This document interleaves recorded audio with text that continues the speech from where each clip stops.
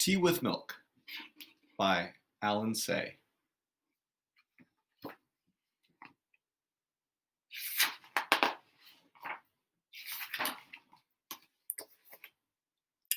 From the window in her room, the girl could see the city of San Francisco.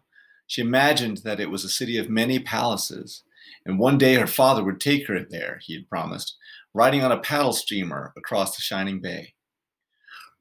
Her parents called her Machan, which was short for Masako, and spoke to her in Japanese. Everyone else called her May and talked with her in English. At home, she had rice and miso soup and plain green tea for breakfast. At her friends' houses, she ate pancakes and muffins and drank tea with milk and sugar.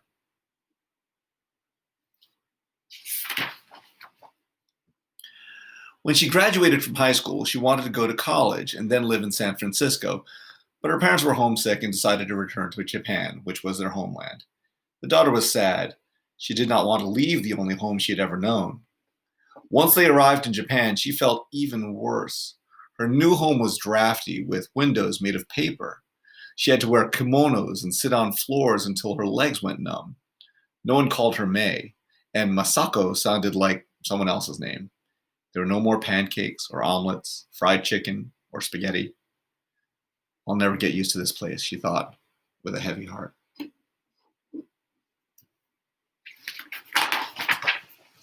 Worst of all, Masako had to attend high school all over again. To learn her own language, her mother said. She could not make friends with any of the other students. They called her Gaijin and laughed at her. Gaijin means foreigner. The woman who taught English conversation did not seem much older than Masako. Maybe she'll be my friend, Masako thought. But the teacher refused to speak English with her. She could not teach in American, she said. So Masako wandered around the empty schoolyard. Small, sing-song voices came drifting from the classroom, chanting kindergarten English. She wanted to shout at them, "I know the words you're learning. Why won't you speak to me?"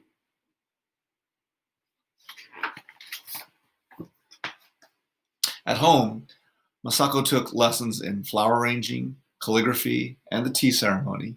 She did not understand how anyone could sit on the floor for such long stretches. "Why do I have to do this?" she exclaimed one day. "I'm not going to be a florist or a sign painter, and I like my tea with milk and sugar." "You are going to be a proper Japanese lady," her mother said. "All I want is to go to college and then have an apartment of my own." "A young lady needs a husband from a good family." "A husband? I'd rather have a turtle than a husband." "We have hired a very good matchmaker," her mother said.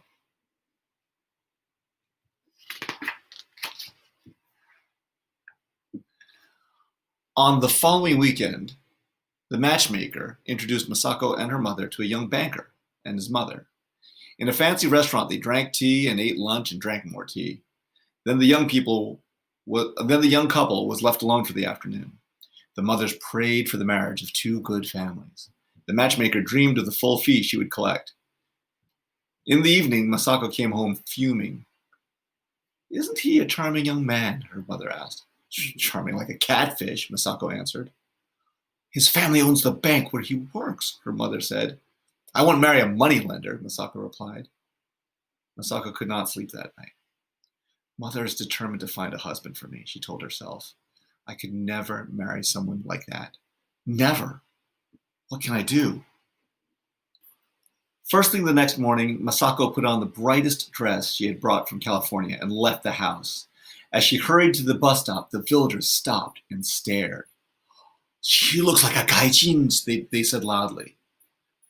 "I'm a foreigner in my parents' country," she thought. "And they came back here because they didn't want to be foreigners. I wasn't born here. I should leave home and live on my own, like an American daughter." The bus took her to the train station, and there she bought a ticket to Osaka.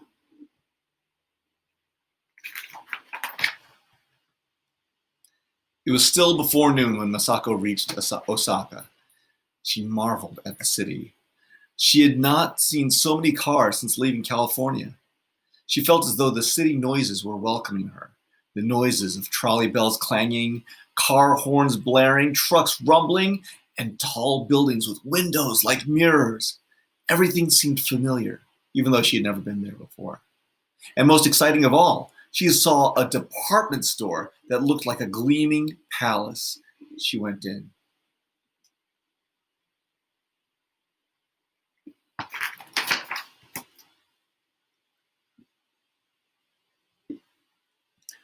Once she was inside, it was Masako who stared.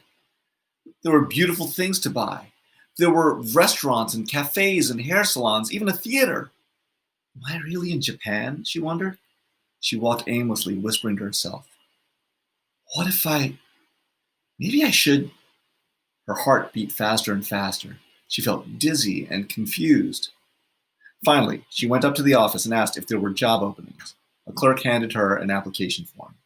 As Masako filled it out, she thanked her mother for making her attend the Japanese high school for the calligraphy lessons. In the evening, she sent a telegram to her parents. She was going to live and work in the city. She would come and get her clothes on the weekend. That's how brave she is. The next morning, Masako returned to the department store office. No one had read her application yet, the clerk said. Masako asked to see the manager. She was very insistent. After a while, a supervisor interviewed her. Can you really drive a car? He asked, looking at her application. I've never seen a woman drive. Many women drive in America, she said. I see. He nodded and picked up his telephone. Soon a girl appeared and took Masako to a changing room and gave her a uniform. An hour later, Masako was driving an elevator cage up and down, bowing to customers and announcing the floors. She rented a room in a rooming house for university students. Her parents were not happy, especially her mother. It was shameful for ladies to work, she said. Masako did not tell her she was an elevator girl. There she is. I think she's the one in the middle.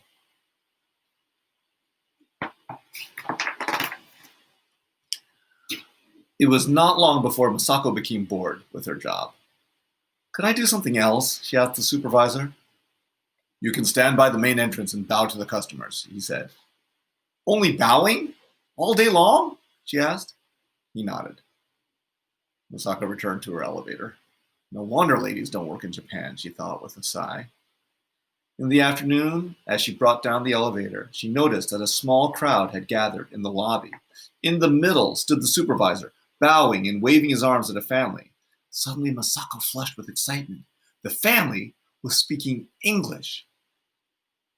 Can I be of any help? Masako asked from behind the crowd. You sound like an American, a little boy said. You sound like an Englishman, Masako said. Thank goodness, the Englishwoman said. Tell us where you keep your hot water bottles and umbrellas. And handkerchiefs, the man added.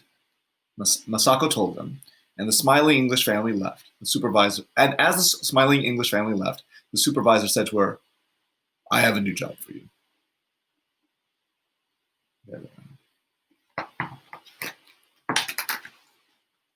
Masako became the store's guide for foreign businessmen. She had to wear a kimono for the job. How funny, she thought, that she had to look like a Japanese lady to speak English. The odd thing was that the kimono did not seem so uncomfortable now. After some weeks, Masako noticed a young man who joined her tour 2 days in a row. She saw him again on the third morning.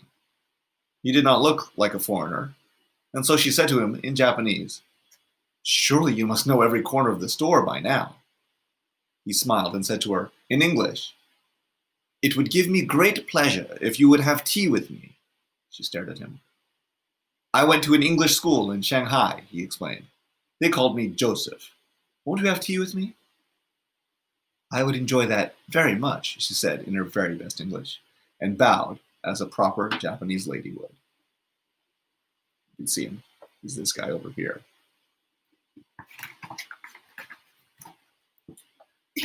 They met later and had tea in a nearby cafe. Well, Miss Moriwaki, Joseph said, looking at Masako's business card.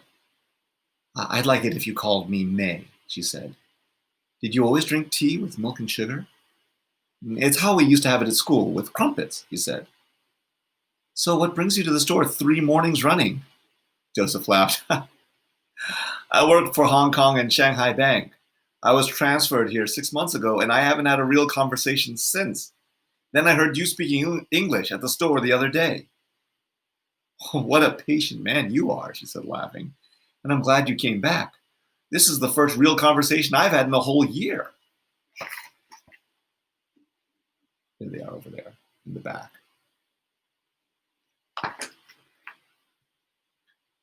Are you planning to stay in Japan? May asked. That depends, he said. If you have certain things, I think one place is as good as any other. What sort of things?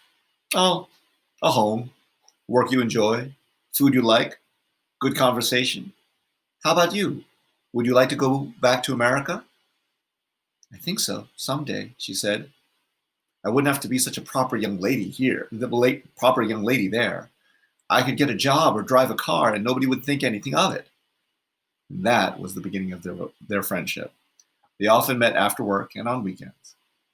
One night in the late fall, they had dinner at a restaurant they liked. After a while, May noticed that she was doing all the talking and Joseph was not eating his food. Are you all right? She asked. Joseph nodded but said nothing. As they left the restaurant, May said, Tell me what's wrong. They are transferring me, Joseph said. What? They're sending me to another office. Where? Yokohama. No! They walked in silence until they came to the Kobe harbor. Finally, Joseph said, Yokohama isn't that far away. I'm glad it's not in China, May said. Look, Joseph, I came here on a ship like that. You're thinking about San Francisco, aren't you? Now May looked away. I went to an English school because my foster parents were English. Foster parents? You were adopted? Joseph nodded. There were 6 of us, all adopted and all scattered now, and all looking for a home. May, home isn't a place or a building that's ready-made and waiting for you in America or anywhere else. You're right, she said. I'll have to make it for myself. What about us? Joseph said. We can do it together. Yes, May said, nodding. We can start here. We can adopt this country, he said. One country is as good as another? May smiled. Yes, Joseph, let's make a home.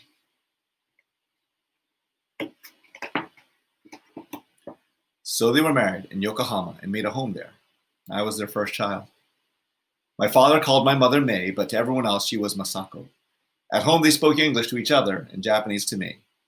Sometimes my mother wore a kimono, but she never got used to sitting on the floor for very long. All this happened a long time ago, but even today I always drink my tea with milk and sugar.